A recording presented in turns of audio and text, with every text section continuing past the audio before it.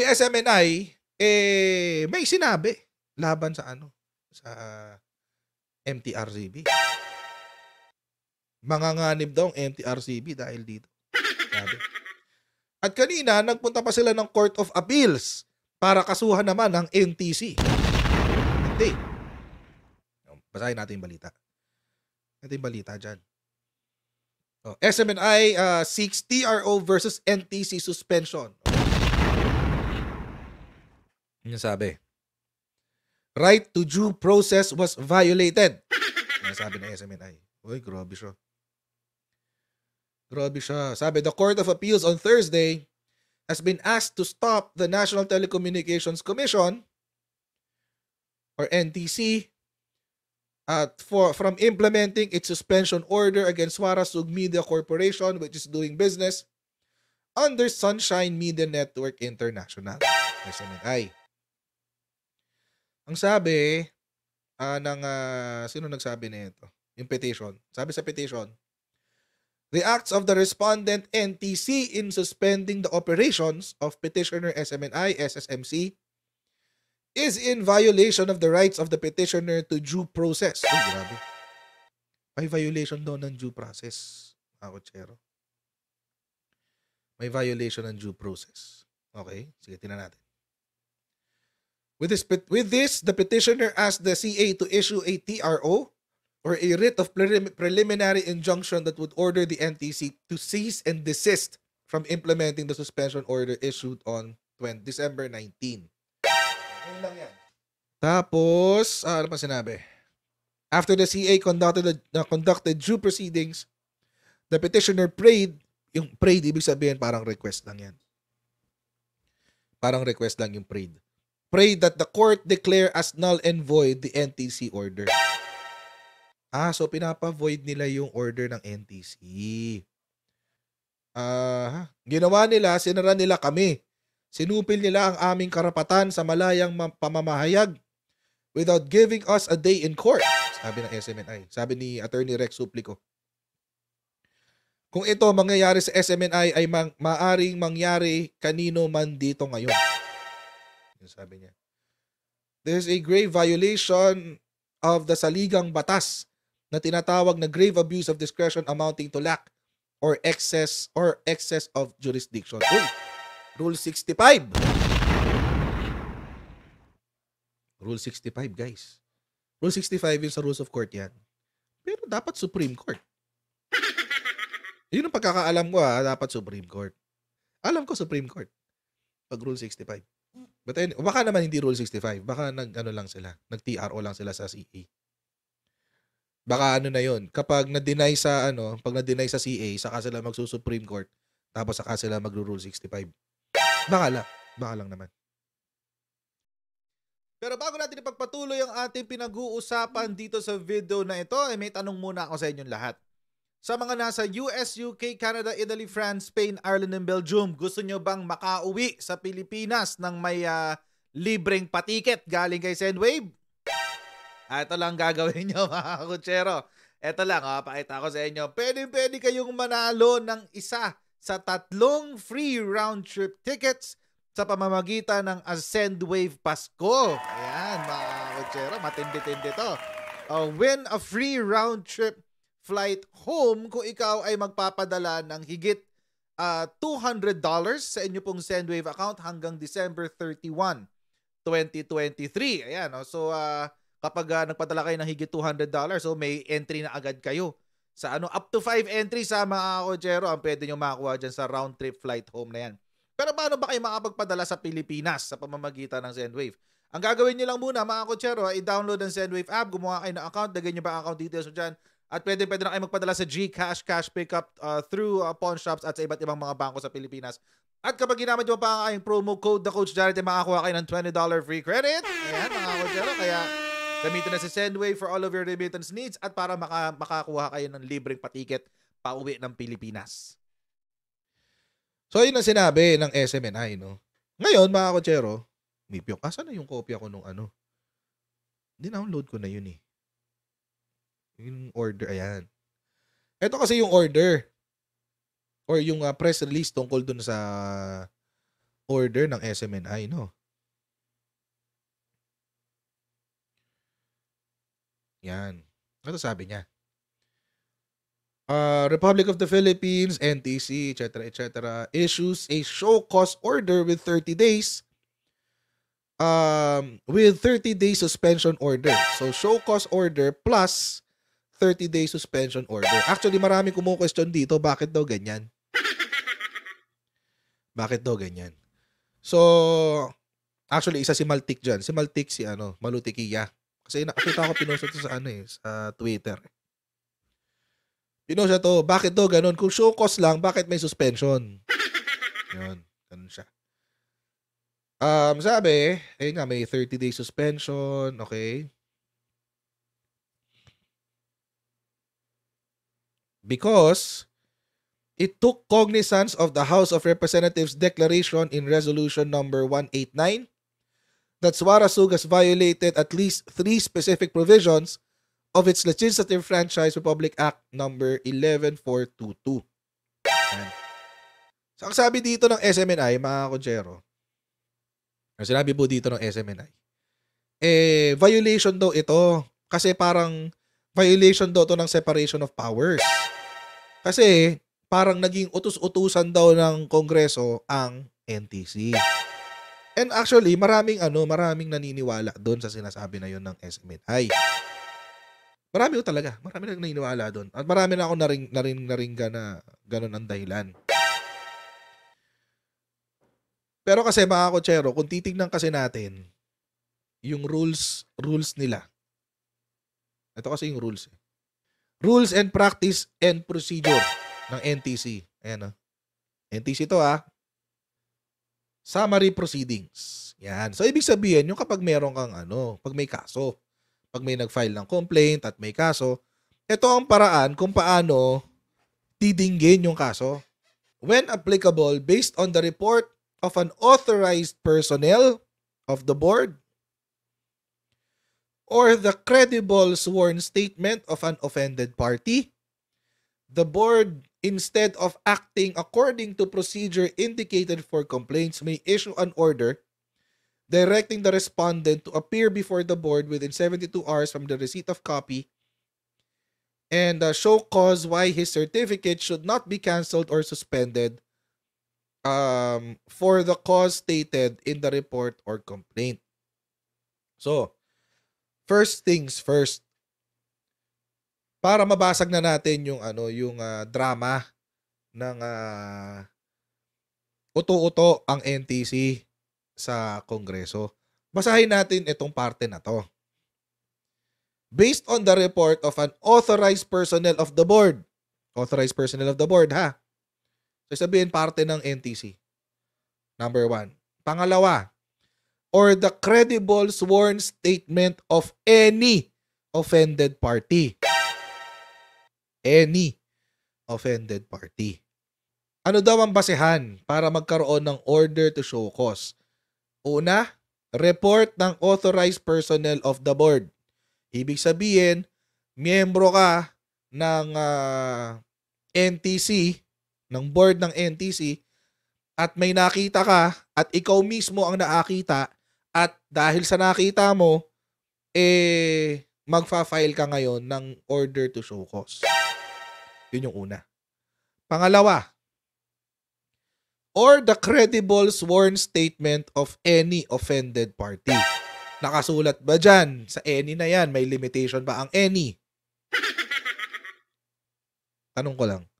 Meron bang limitasyon ang any? Pag sinabing any, may limitasyon ba yon? Gusto ko lang malaman ang inyong pananaw dito. Pag sinabing any, may limitasyon ba yon? Wala. Sabi ni Chopaeng, wala. None, sabi ni Arcane. So, pag sinabing any, walang limitation yan. It can be anyone. Any person, any institution, even those who are part of Congress. Ang argument kasi ng SMNI, bakit kami sinuspend? Una, The NTC was one of the invited agencies and participated as resource person or agency in 3 committee hearings conducted by the House of Representatives Committee on Legislative Franchises, which led to the issuance of Resolution number 189. Ano nakasulat sa rules? Anong nakasulat sa rules? Based on the report of an authorized personnel of the board. Ano palang NTC? Sa hearing mismo. So this could be motu proprio. Even without the resolution, I think they will do this. They will do this. Okay. Isa pa sa sinasabi nila, labag daw sa batas yung pag-i-impose ng 30 days na suspension habang hindi pa naman kumpirmado yung kaso tapos hindi raw sila in-invite para dinggin yung kaso. Hindi raw sila nabigyan ng kanilang day in court. Yun ang sinasabi ng SMNI. Puntahan ngayon natin yan. Ito sa ilalim. The board,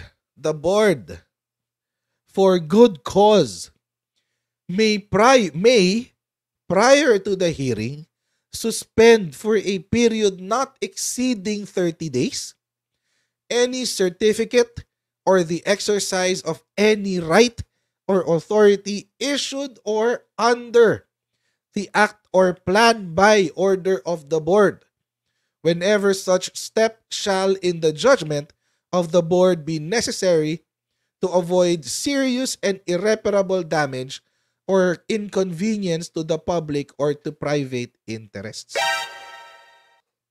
Is it illegal? No. It is actually part of the due process afforded to them. Kasi mga kotsero, nakasulat naman din dito sa order, yung admin hearing will start on January 4, 2024. So may illegal ba? Mukhang wala naman.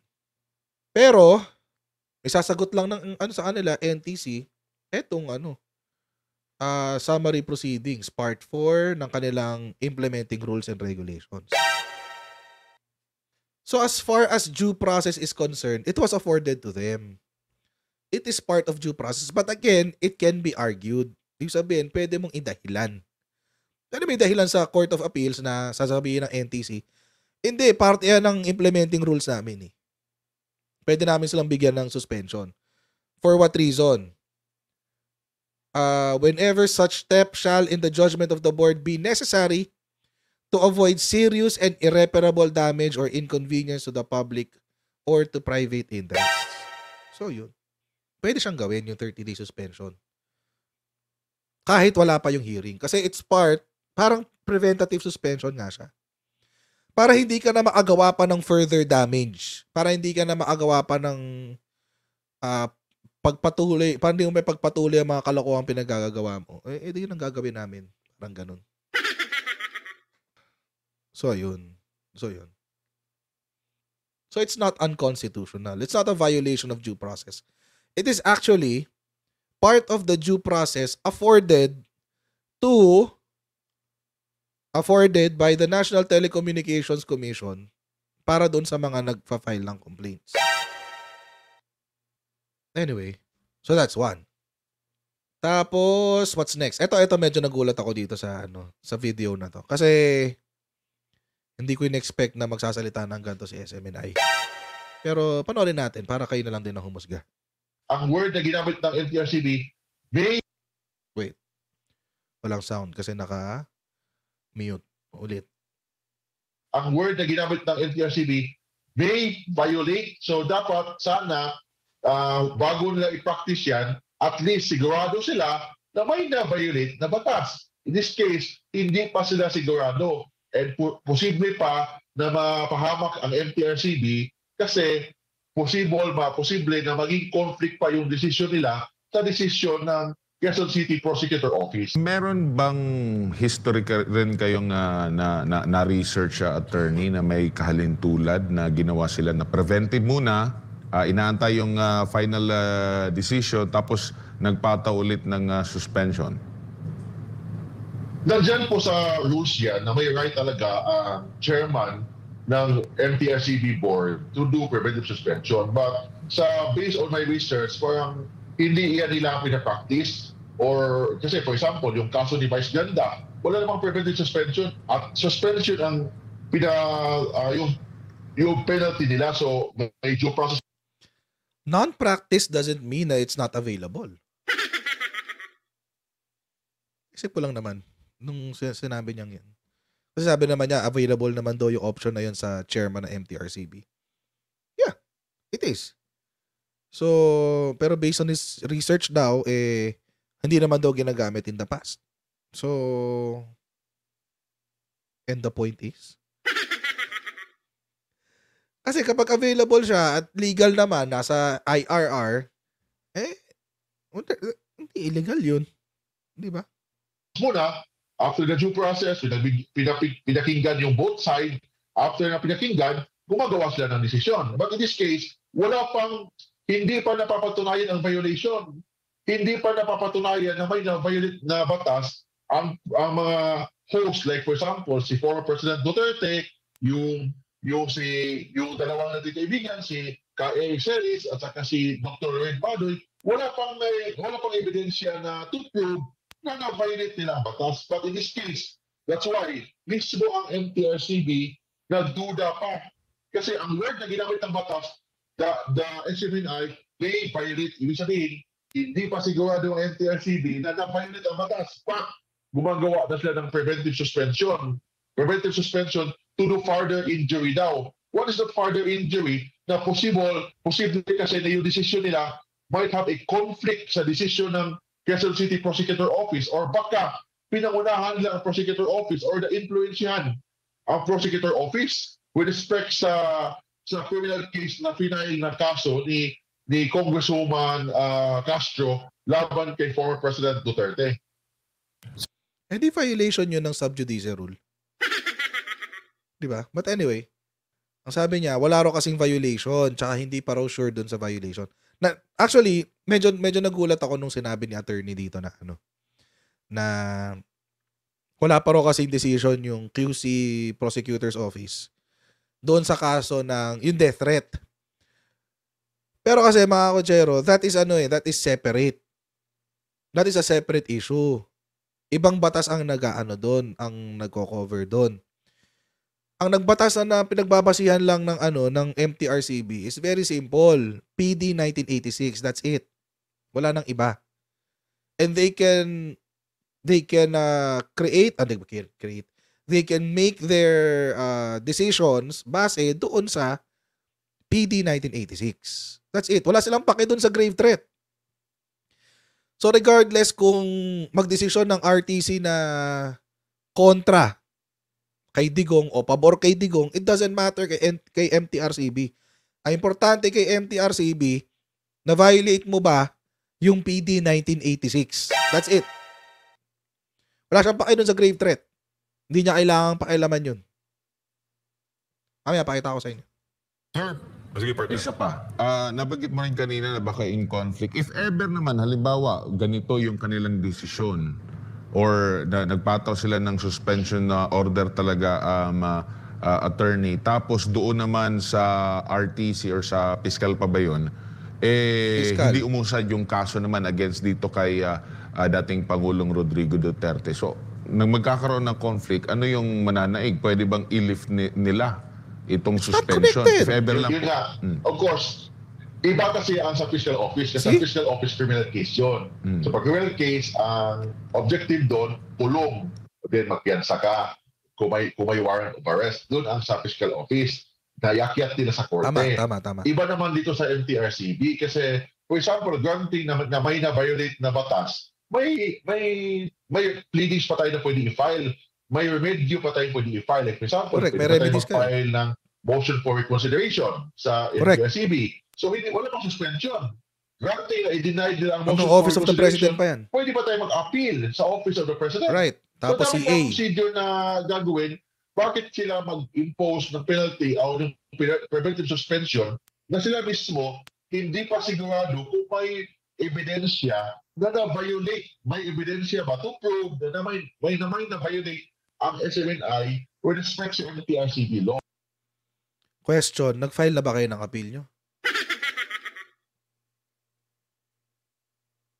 Si attorney na mismo nagsabi hindi ako. Sabi ni attorney, meron pa naman tayong ibang remedies.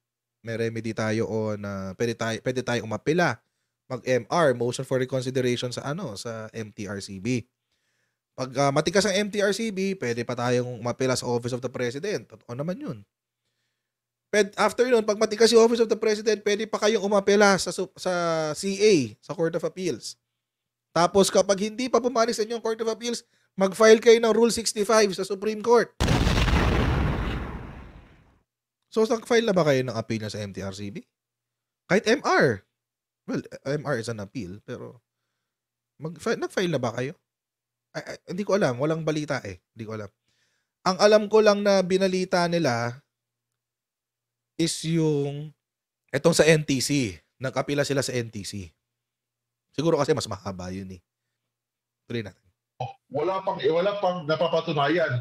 That's why ang word na ginamit ng MTRCB may violate. So dapat sana bago nila i-practice yan, at least sigurado sila na may na-violate na batas. In this case, hindi pa sila sigurado. And posible pa na mapahamak ang MTRCB. Yun, mapahamak pa raw. Posible na maging conflict pa yung decision nila sa desisyon ng Quezon City Prosecutor Office.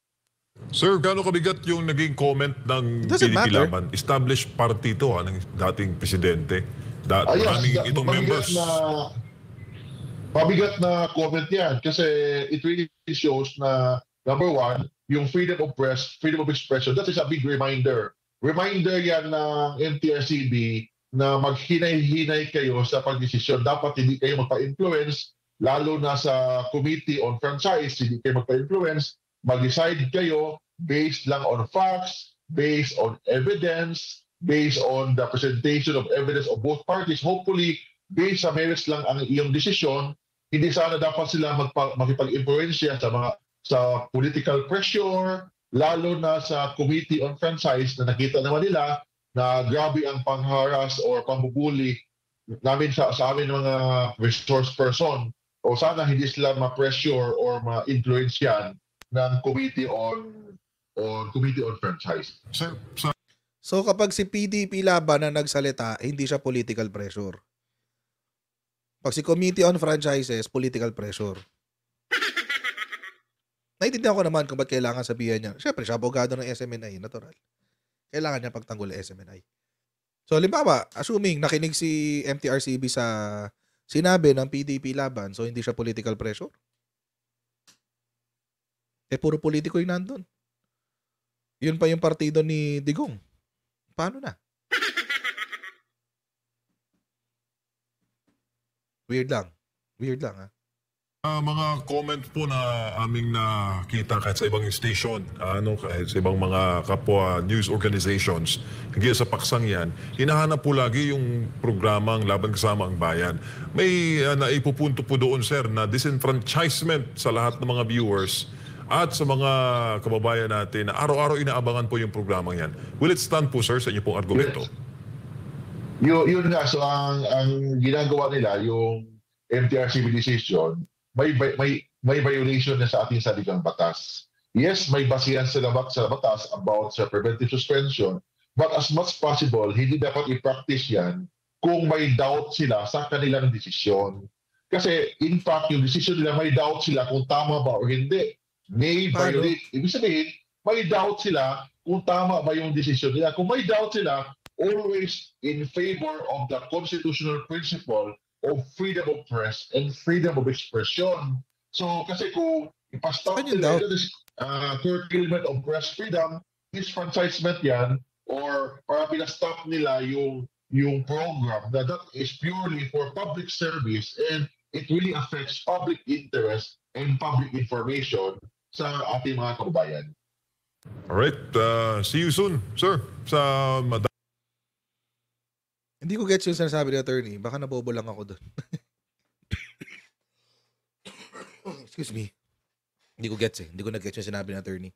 Meron daw kasing May. Saan na yung May? Tingnan natin yung May na yun. Saan na yung May? Hanapin natin si May. May! Lumabas ka, May! Saan ka?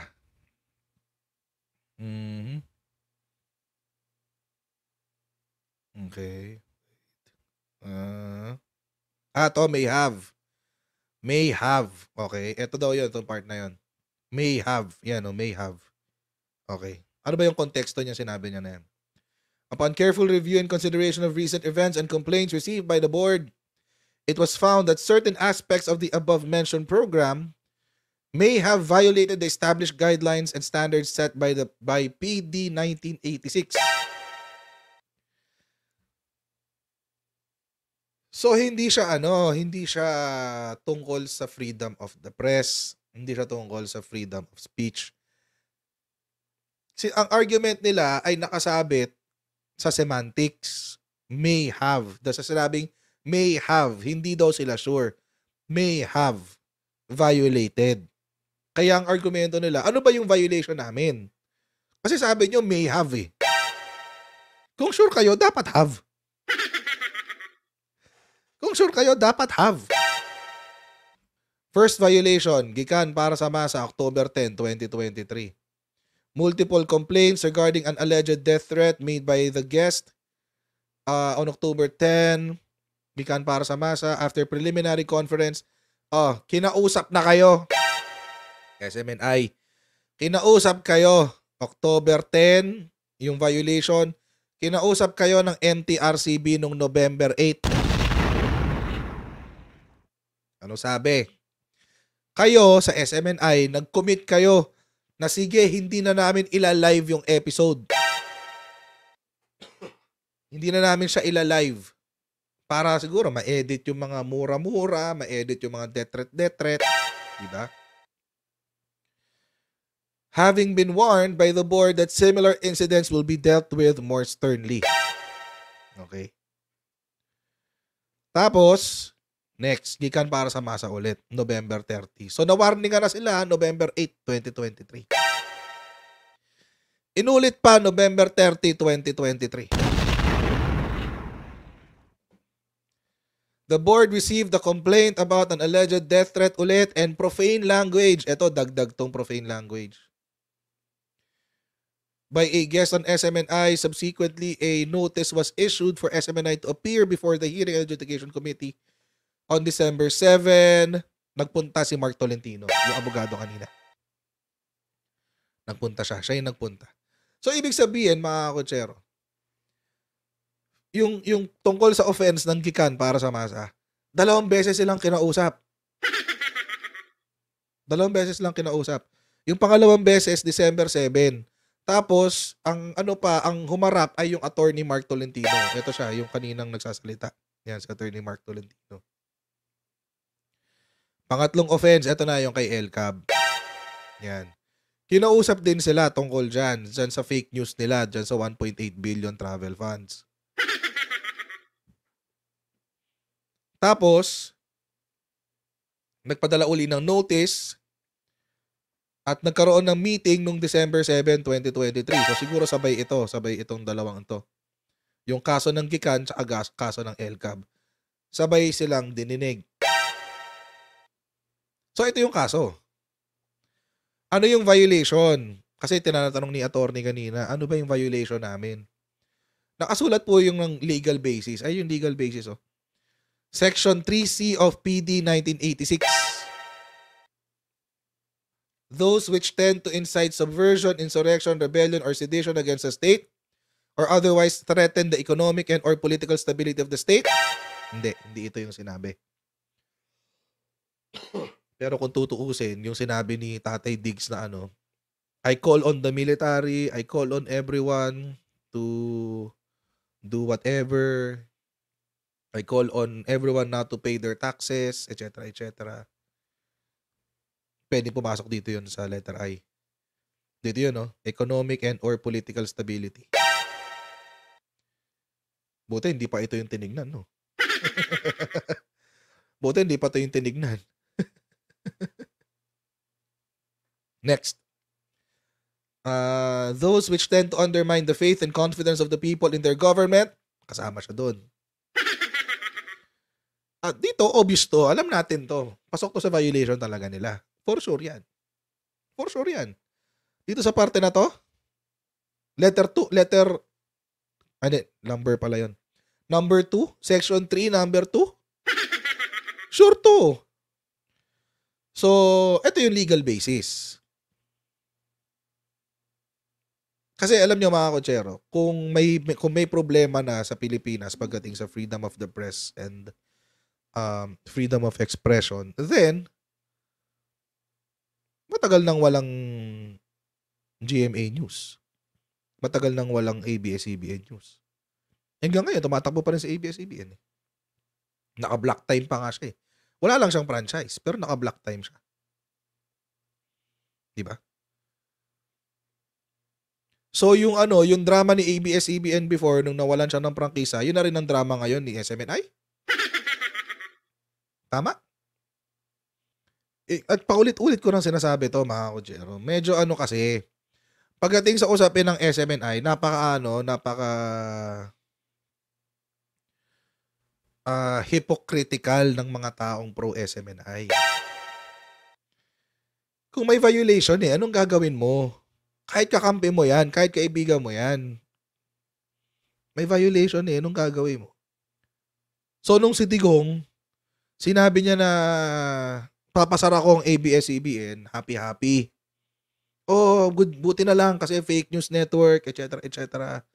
Naninira ng administrasyon, etc., etc. Tapos, hindi pwedeng i-apply the same principle kay SMNI? Sasabihin, biktima kami ng freedom of kinikiti lang kami ng freedom of speech and expression, etc., etc. Intellectually dishonest Intellectually dishonest Baka totoo na lang tayong kasi lahat. Baka totoo tayong lahat. Ang aargumento, hindi, magkaiba ang SMNI tsaka ABS-CBN. No, they're not. They're not entirely different. Mas malaki lang si ABS tsaka mas matagal siyang mas matagal siyang nagpe-fake news. So mga kotsero, hanggang dito lang po muna tayo for today. Please don't forget to like, share, and subscribe sa Coach Dad YouTube channel. And pa-follow na rin po tayo sa ating Facebook page para lagi updated sa mga ganap sa ating channel. And I'll see all of you in our next Coach Giant Live. God bless and see you next time, guys. Bye!